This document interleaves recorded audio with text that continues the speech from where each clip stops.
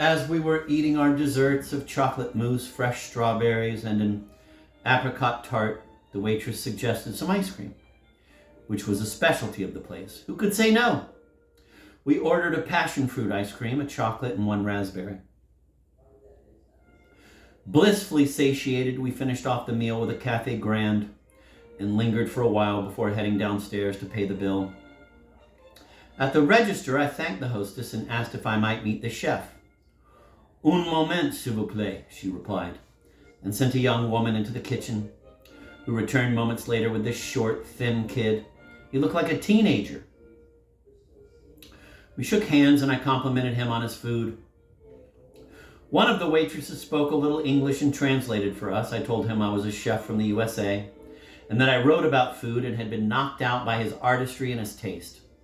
Thanking me profusely, he spoke and the waitress translated his words as follows. My name is Cyril Peridou. I am 24 years old. I wish to cook in America. I am not married and I have no children. We shook hands and I promised to keep my ears open. 24 years old. And he was already a master at what he was doing and working in one of the best places in Tours. How old was he when he realized this talent? Who was it that had discovered it? His parents?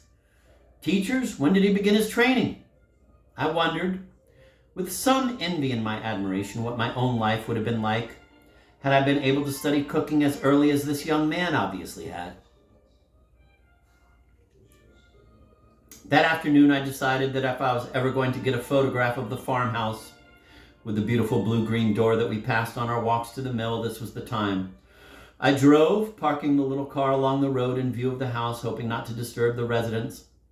I had already taken several shots, down on one knee, photographing the front door and trying not to look like Margaret Brookwhite, when I was startled by an elderly gentleman who had come outside to watch me. He was not smiling. Bonjour, monsieur. Votre maison est très jolie, I offered awkwardly. Good day, sir. Your house is beautiful. Merci, he replied. We spoke a bit, neither of us understanding too much of what the other was saying, but he invited me around to see the back of the house. Uh-oh, I thought, following after him. Is this where I get locked in the barn and he calls the gendarmes? Around back, the house and barn formed an L overgrown with lavender and wildflowers. The yard within was strewn with hay. Sunlight poured through the open stable doors, illuminating a weathered hay wagon. A stone staircase led up one side to a door on the upper floor at the back of the house. It was the consummate French scene. With the farmer's encouragement, I took several pictures.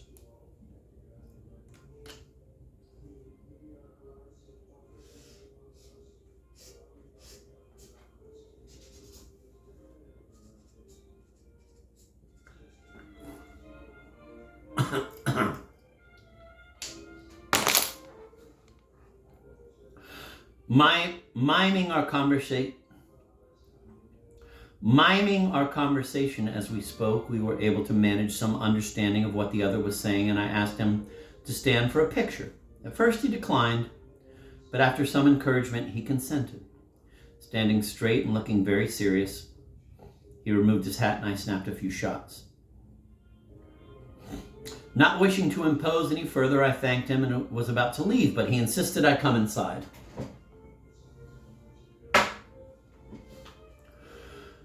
He brought me into the kitchen through a narrow back hall and, offering me a seat, disappeared into a pantry, returning moments later with 2 glasses and a bottle of homemade wine.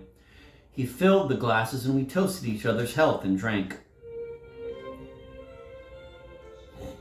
When I asked the age of the house, the old man wrote 11 siècles on a scrap of paper. 11th century! It was obvious I was impressed. Resorting to his paper and pencil again, he was able to convey that the house's foundation had been laid in the 11th century. The wall of the kitchen, he told me, had been built in the 1300s. It was now covered with school pictures of grandchildren. The girls in pigtails and glasses, the boys in striped shirts with gap-toothed grins. Smiling in welcome, his wife appeared and joined our conversation, When I asked her if she still used the oven at the back of the fireplace, she replied that she made bread in it all the time. And as her husband was refilling my glass, she proudly directed my attention to a chestnut hutch that had belonged to her grand-mère. Tall and bowed with brass pulls, it was filled with dishes, pieces of blue and white china, pink dinner plates with a floral design, cups and saucers, crystal candlesticks, and salt cellars.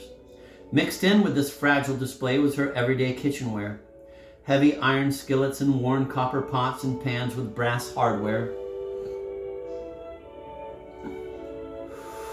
When, in the course of my visit, I explained to them where I was from, they seemed genuinely interested to hear about Maine.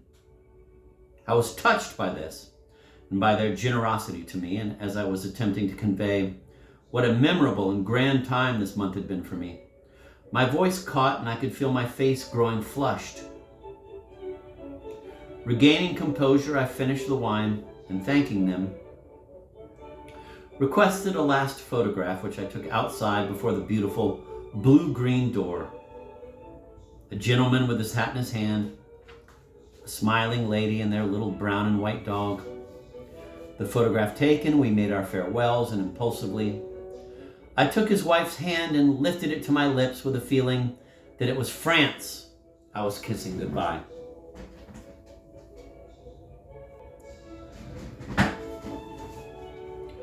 As I drove away, I could see them in our rearview mirror, returning with their little dog to the house. I tooted a last farewell as I rounded the bend. Their friendly acceptance of me had seemed to symbolize the entire success of this trip. I remembered the birthday at which this adventure had begun and the wish I had made when blowing out the candles. Mona's challenge to our daydream of a house in Europe. Why don't we do that? Now seemed almost to have been an answer to that wish, since the dare had really been the seed that had yielded this serendipitous harvest. I had arrived at an impasse, feeling uninspired after 30 years of cooking, thinking a much-needed break would revitalize my interests, but had found instead that it was through the food and cooking every day that not only my interests, but my spirit had been renewed. There was nothing left in the house except a couple of chocolate bars, a bottle or two of wine, and some petite suisse. So we agreed to dine out, deciding to give the inn down the street another shot. It was already late when we arrived. The owner's wife stood staring from the doorway as we approached. Halting before her less than warm gaze, we inquired if it was too late for dinner. It was not, she answered, and directing us to follow, brought us out back to the garden, seating us at the same table as we had eaten at before. The food, which had been adequate then, was not really good this evening. Apparently, we had arrived at the end of an extremely busy night. There was an air of frustration and distracted haste in the waitress's service.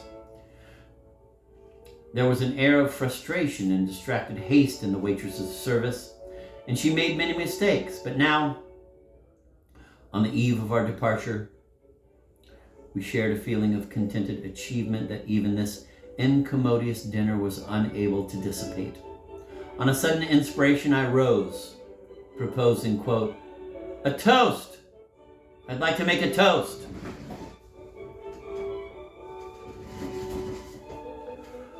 Everyone quieted. "To the most perfect vacation of my life," I toasted. "And to the house that kept us so comfortable, the garden, the sunflowers, the food, this town, and most of all, here's to all of us for making it happen." We had just lifted our glasses when a young family was seated at the next table to ours. Hearing our English, the wife said, "Hello," and in exasperation, her accent thickly British, asked, "Well, what do you think of the French service?" It was obvious what she thought. Stunned out of our eulogistic rhapsodies, we were a little taken aback, but in light of the food and the service we had experienced this evening, we were not unsympathetic. The youngest of their 3 children, all boys, smiled sweetly at us. But his brothers, the elder of the 2, looked to be about 8, seemed tired and irritable, and were demanding their father's full attention. They had spent the last 3 weeks motoring from England to the south of France and to Provence, and back up again, the wife explained, seeming grateful to be speaking English. Everywhere, she said, they had found the French to be, quote, less than hospitable. Complimenting the boys, Mona remarked on the difficulty of travel with children. Since their plan was to spend the night in 7 years, I recommended my favorite patisserie and told them about the better, less expensive food being served at the marina. When the time came for us to leave, we said goodbye, wishing them well, but still their dinners had not arrived. See, I said to Jack outside, I told you the French are not crazy for the English. We took a last walk by the river, past the Seppan area, and along the campground. There were a few dim lanterns glowing in some of the tents, and the flickering light from a television could be seen in one of the trailers. The sound of kids' laughter breaking the darkness. The British family's tale of unhappy receptions was the complete opposite of what we had experienced this past month. The French might have a reputation for inhospitality, yet, excepting tonight, we had found them considerate and charming. Mona and Letty discussed the hardships of a 3-week motor trip with a trio of boys under the age of 8. I admitted I wouldn't want to attempt it for 3 hours. For the last time, we climbed the hill of Rue de la Liberté, unlocked the gate, and went in. It was time to settle up the last of the bills and pack for the morning. Gathering around the table, we added up the final receipts and passed the francs back and forth until everyone had been reimbursed. Thanks to Mona's scrupulous accounting and the fact that we did most of our own cooking rather than eating in restaurants, the total cost for the month, not including airfares, for the house, food, and the car rental, came to under $400 a week each. Saturday, August 15th.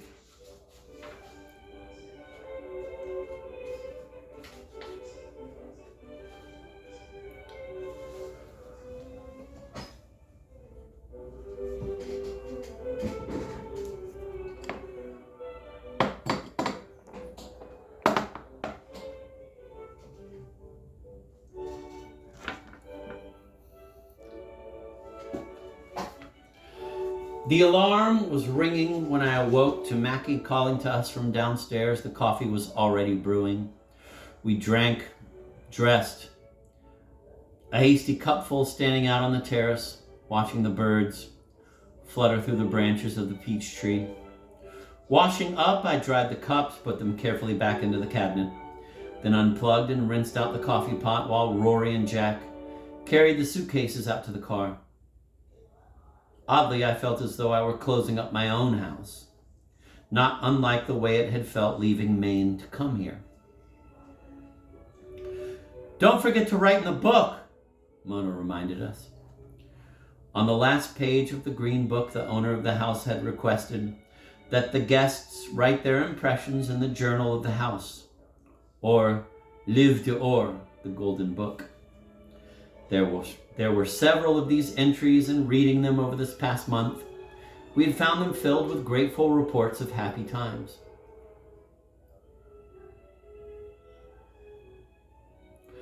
We came as a group, I wrote.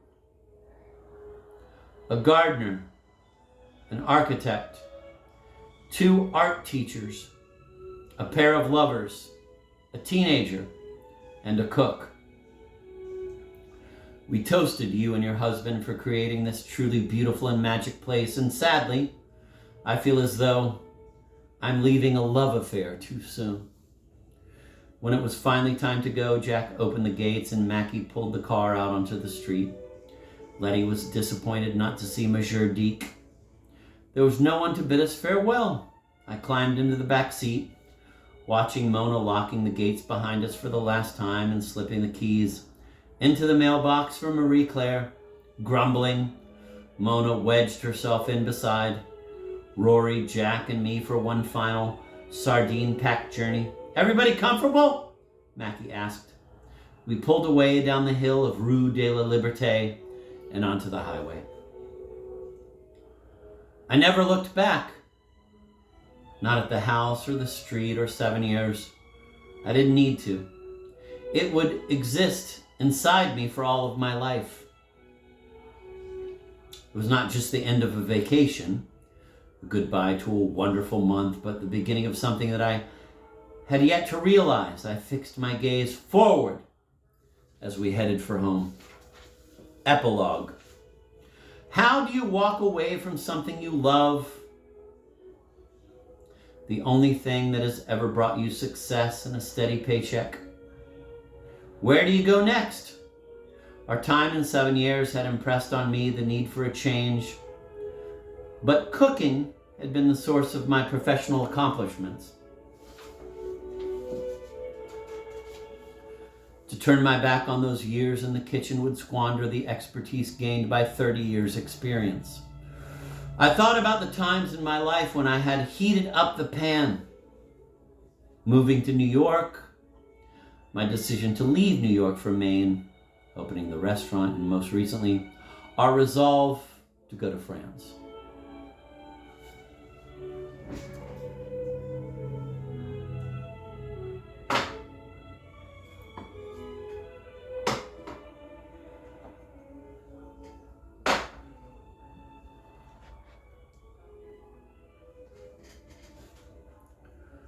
From the first days of our stay at the house, Letty, Jack, and Mona had kept a journal of our menus on a yellow-lined legal pad, even including in it the labels from the wine we had consumed.